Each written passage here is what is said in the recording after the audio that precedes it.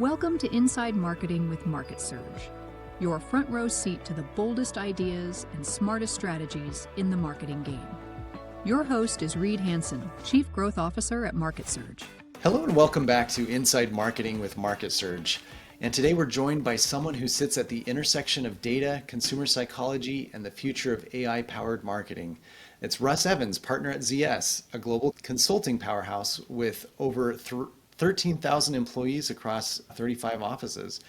For more than 2 decades, Russ has helped Fortune 100 brands build stronger, smarter, more human-centered customer experiences.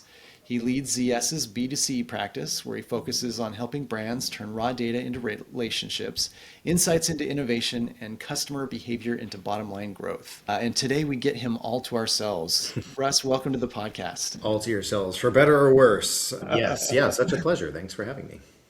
Yeah, great way to start the day. It's a Friday when we're recording, and I know that Friday in the consulting world is often like a regroup day, and so I appreciate you spending that with us. Of course. So let's start at a high level. What is the biggest misconception that brands have about using AI for consumer insights? And maybe let's think in the context of late 2025. Yeah.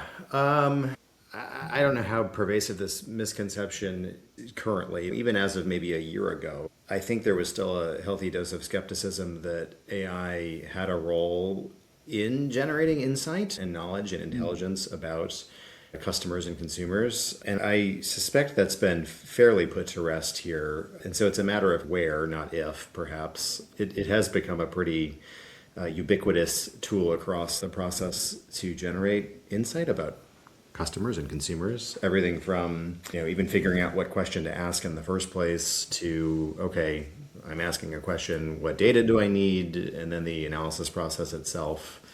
So happy to elaborate on where that's happening, but I don't know that and fear even that I saw even as of a year ago is really all that present anymore. Oh, that's good to hear. So maybe we can get a little bit more specific. So in the insights workflow and regarding the use of AI, what do you think is most dramatically changed? And do you think there are parts of it that it should not replace currently?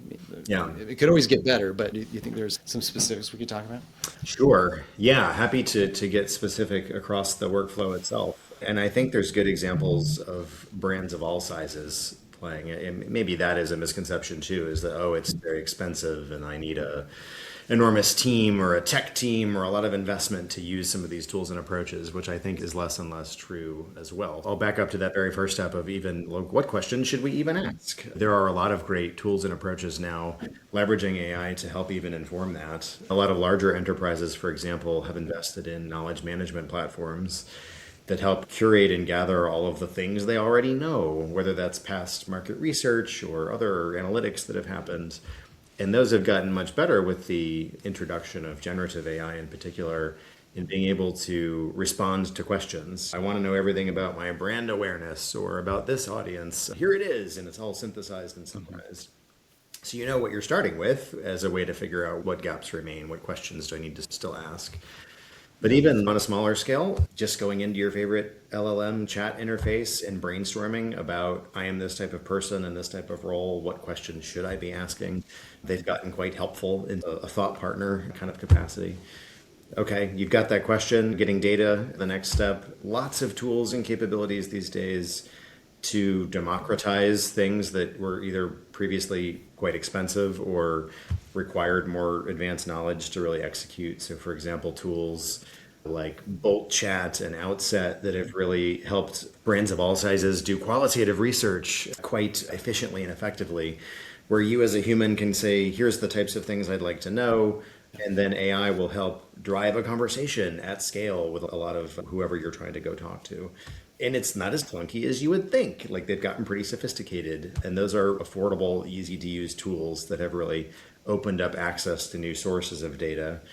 On the kind of quantitative side, there's similarly platforms that are now built for kind of lay people who don't have a PhD in insights or marketing to be able to go and field surveys in a very AI augmented way.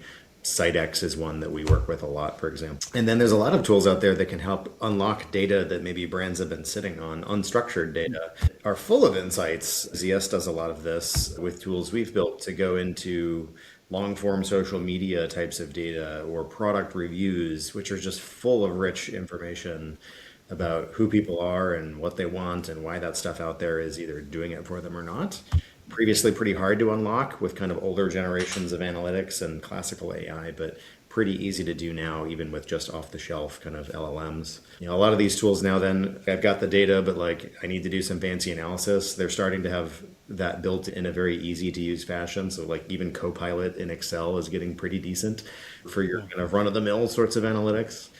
And then as you push that process further, I think AI has gotten embedded in been helping to come up with implications. I just did a bunch of analysis. What does it mean for my brand? You can drop, data and outputs of analytics exercises into, again, just ChatGPT or Gemini or whichever platform you use. I want to work with you about competitive scenarios. Pretend you're my competitor and I'm this brand and I might do this. What do you think? And you can get really good, maybe not final, but good starting points on implications for you and your brand and whatever you're trying to do. But to your original question, I still think the role of humans in this process is absolutely critical. AI, for all it can do these days, it doesn't understand your brand or what you're trying to do or why you're doing something. And so as an orchestrator of that process, it's with some kind of domain expertise, whether that's related to insight or marketing or sales or whatever, still need to be at the helm to say, yes, these questions are ones I could ask, but it's this one that I actually need to ask. Yes, this is data I could use, or that is an analysis I could do, but I don't need that. So orchestrating that process and then ultimately doing something with it, I still think is thankfully very human acquired. Yeah. Now that makes a lot of sense. I think you've outlined it really well that AI does enable people to scale. There's so many tools that were previously unattainable or unaffordable that now are available to SMBs, and I think that's pretty dramatic. Now, maybe just like story time, I'm just curious. I know you work with NDAs and confidentiality, and if the answer is no, that's totally okay. But do you have, since you work in the world of like unstructured data and gathering insights, have you found anything in this recent process using the vast amounts of data, any surprising hidden truths that you've seen AI-driven analysis uncover for a brand? I'm heavily caveating this, knowing that you work with sensitive information, but any coming to mind as anecdotes? Blind the facts to protect the innocent, so to speak. Yeah, that's one of the advantages I think of using AI in an insights generating capacity. It used to be that if you wanted to learn about consumers or whoever they were, your customers or prospects, whoever, you'd have to think of questions to go ask them in many cases. Yeah. And AI increasingly lets you observe in meaningful ways without having to lead the witness. And so, listening and observing and capturing all of those kind of bottom-up signals in context, you can uncover a lot of unknown unknowns that I've even thought to ask about in the past. And for example, we've worked with a lot of organizations in the food and beverage space.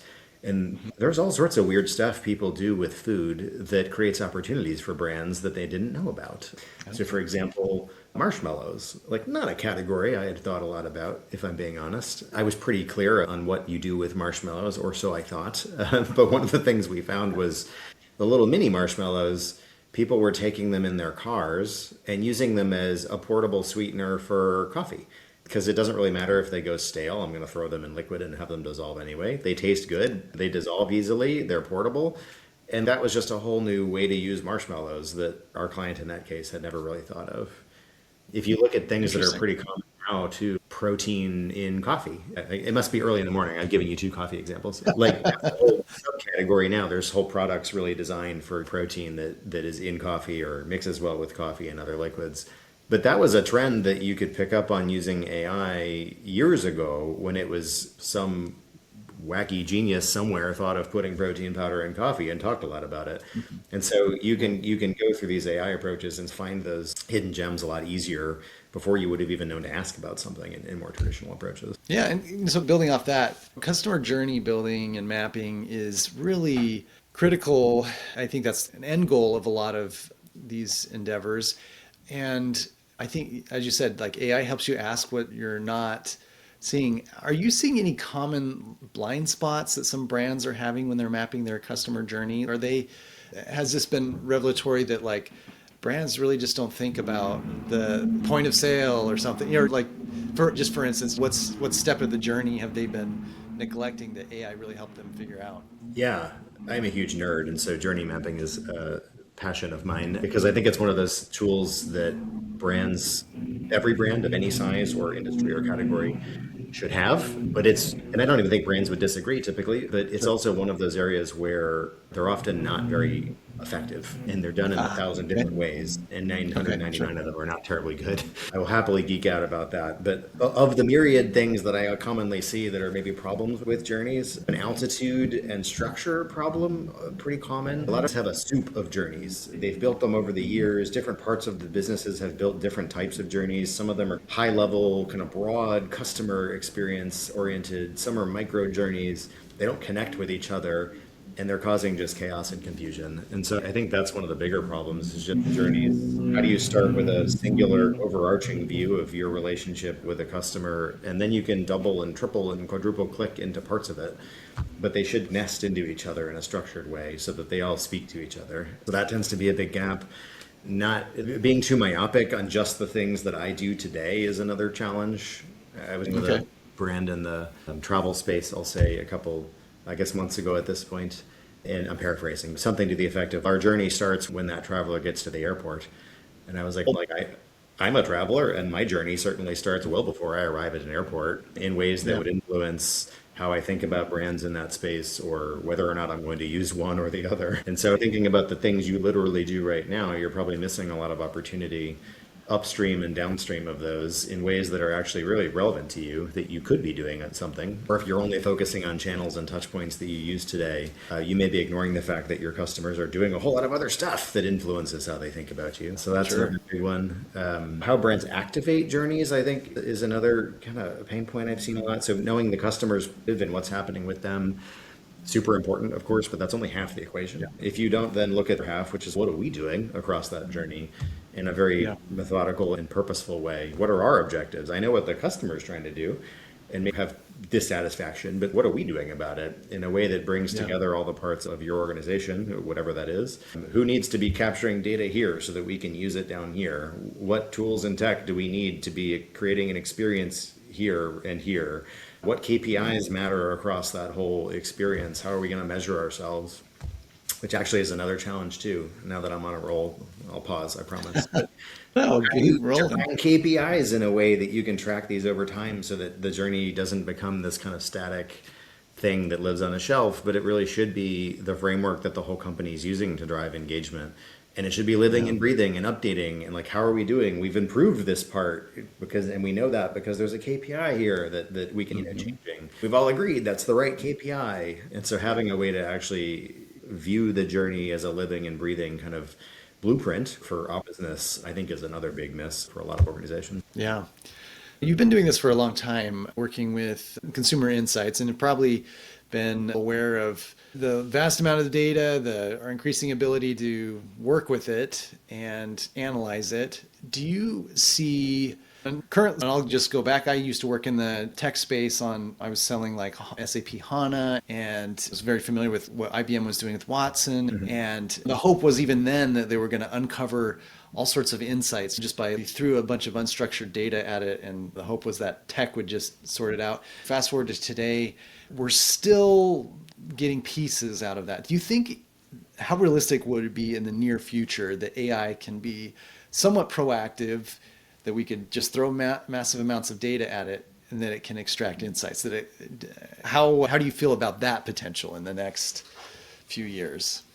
I think, I guess bullish in the context of your question, maybe a little Yeah. less bullish in the context of career stability for me. But I think we're already seeing that to a large degree. With guidance today, generative AI can be, even out of the box, but it can be even loosely trained, be pretty good at extracting insights when it is told what types of insights to go look for. Where I think we're starting to see in more sort of the term of the day, agentic AI, where you've got now specially trained agents that are taken off the shelf and given a little more guidance and training and honing to do a certain thing a little bit better. And now those are starting to work together in more workflows. I think it requires even less guidance from humans about here's what I'm trying to do, now go do it, please. And so you could probably fast forward not that far in the future, a year or 2 years from now, when the agents are going to be more capable, but they'll also be coordinating with each other, like a Terminator sort of style, but following directions from some human, but now working with each other to conduct bigger and bigger exercises with more autonomy. And I think those exercises could very easily be insight generating. Here's a bunch of data. I want to know generally these things, have at it. I think we're already seeing that today. Okay. I think that's intriguing. Probably exciting for some and less exciting for others, but that's good to hear from somebody that's immersed in this every day. Now, can you tell us a little bit about, maybe let's jump to some of the questions I had about like brand health. So there's a lot of metrics around brand health, like some are quantitative, the number of followers, what your ratings are, consumer sentiment. Are there popular metrics that are overused or on the other side underemphasized that you think are useful? I know brand health is difficult to quantify, but I'd love to hear your insight on that. Yeah, I think this topic has become a more popular one. Maybe one of the, I don't want to say last stones unturned, but there's been a lot of other things that brands do that have gotten a lot of attention in recent years. But like how I measure even what my brand is or the health of my brand, I don't think has been given the scrutiny maybe that other areas adjacent have. I don't know that the problem is lack of metrics to measure brand health that I've seen anyway. It tends to be the opposite, which is we have too many things. And those are the ones you talked about, but like also just all the broader digital behaviors that could exist. How many visitors am I getting? How many searches am I getting? All those types of things. And you've got perception sort of data that comes from like brand trackers that a lot of brands have.